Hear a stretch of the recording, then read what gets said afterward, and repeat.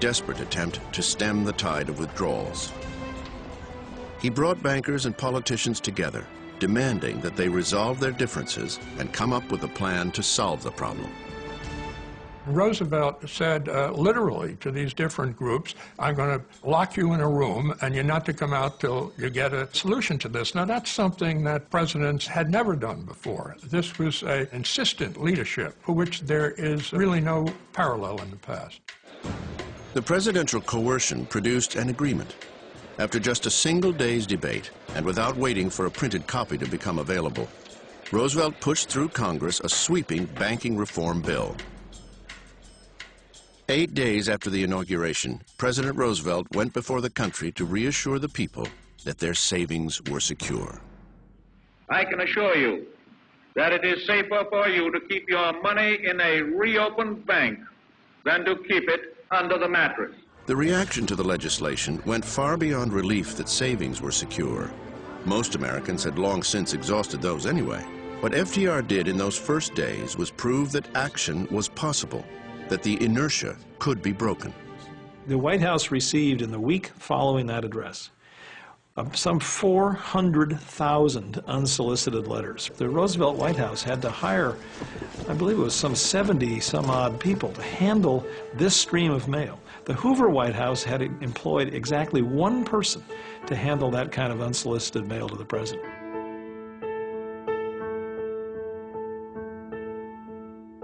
The letters to Franklin and Eleanor Roosevelt detailed the nation's pain, but also reflected a belief that at last something might be done. Dear Mr. Roosevelt, I'm writing to you for help. We have 8 children to take care of, and we have a sick child. Dear Mrs. Please, Roosevelt, Mr. Roosevelt, every don't week let we them go to take bed our 1 or 2 days without anything to eat. My brother and I go down to the railway My track. daddy has been sick all winter, and we are going to lose our home. Please help me. I will do anything in my power to pay you back.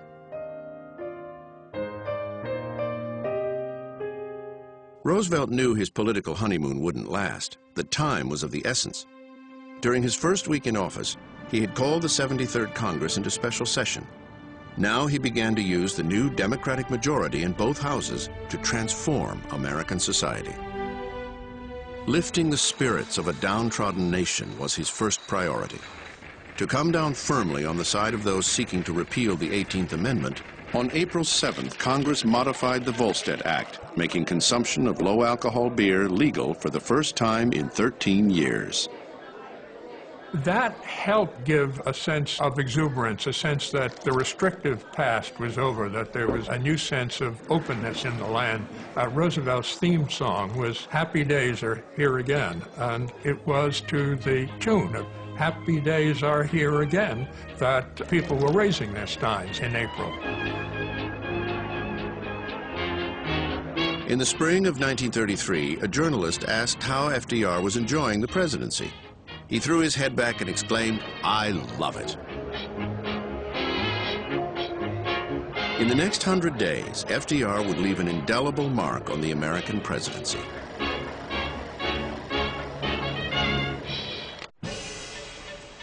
The first 100 days marked the most prodigious legislative session in the nation's history. A yardstick against which every succeeding president would be judged. A tidal wave of New Deal initiatives to preserve the Union. As Eleanor later pointed out, FDR knew it wouldn't last.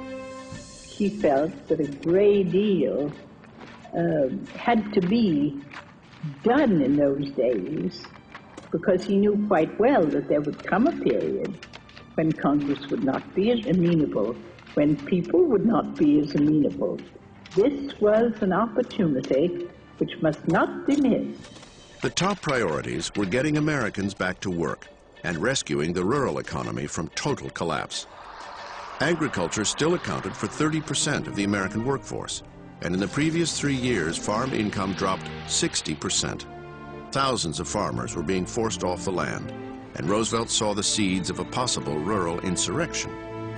Many of the farmers had reached the point that they were willing to take desperate action. In the spring of 1933, during the first 100 days, farmers invaded a courthouse in Iowa and pulled the judge from the bench, took him out to a country road, and came close to lynching him because he would not promise not to sign any more mortgage foreclosures.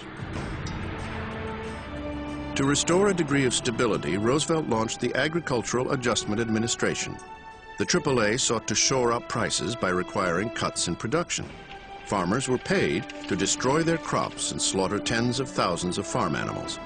But the Roosevelt agricultural policy came at a price. The government ends up paying large landholders to actually withdraw land from production and materials from the marketplace. But that money actually doesn't trickle down to the actual workers, so that thousands, tens of thousands, hundreds of thousands of farmers in the South end up actually getting robbed and cheated out of the kinds of subsidies that they deserved and had actually warranted under government policy. Thousands of black tenant farmers found themselves without a source of income. Forced off the land, they began a migration to the cities. The administration's commitment, and Roosevelt in particular's commitment to black Americans, is nil. The greatest concern is dealing with the emergency situation, the economic and political crisis of the Depression itself. And the consequences on black Americans are, I don't even believe, a secondary concern. They're a non-concern. Despite the inequities, FDR's agricultural policies did restore some semblance of stability to the farm economy. The experimentation was just beginning. Through programs like the Civilian Conservation Corps, Roosevelt hired unemployed youth from America's inner cities to work in the countryside. Passed through Congress on March 31st, participation in the Corps paid $1 a day.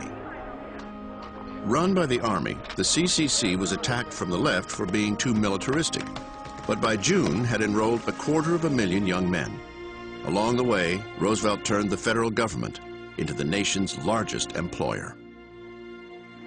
I hope that all over the country they're in as fine condition as the camps that I've seen today.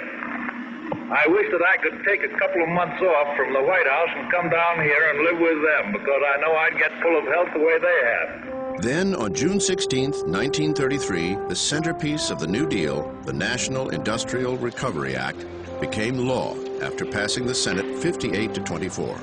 It was a compendium of initiatives that would impose unprecedented federal controls on American business. The underlying philosophy of the NRA was that we'd have a planned economy and that the inefficiencies of the old capitalistic system would be done away with, that they were luxuries that simply could not be afforded with 13 million or more unemployed, with factories running at 15 or 20% of capacity. And the question was, how did you match up America's industrial capacity with the needs of its own society and of the international markets? That was done by introducing a total of 541 industrial codes to impose wage and price controls. Antitrust laws were scrapped to reduce cost-cutting competition that was driving manufacturers into bankruptcy.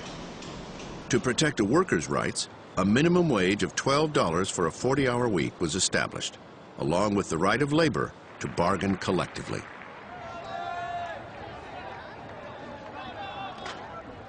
When the NRA passed, 250,000 people marched down Fifth Avenue in New York.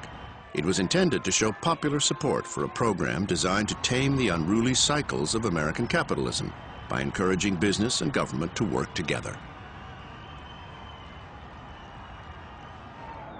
As a boy of 10, I was taken to that parade on Fifth Avenue, and I can still see these groups marching by as though they were medieval guilds, garment workers and other kinds of workers coming along. People went to the newly opened Radio City Music Hall. They went through to the movie. They came out of it 3 hours later. The parade was still going by. It was going by after midnight, and everywhere, even on the panties of chorus girls, were the Blue Eagles that were the symbols of the NRA. FDR also orchestrated an extraordinary publicity campaign to rally the nation behind the Blue Eagle. Things are getting better every day. Well, Abe, it looks as though we can stop worrying about our country. President Roosevelt has it headed right again.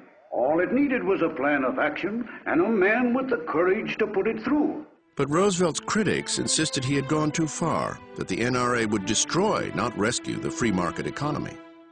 They tried to label him a progressive liberal, but at least for the time being, the epithets didn't stick. A few timid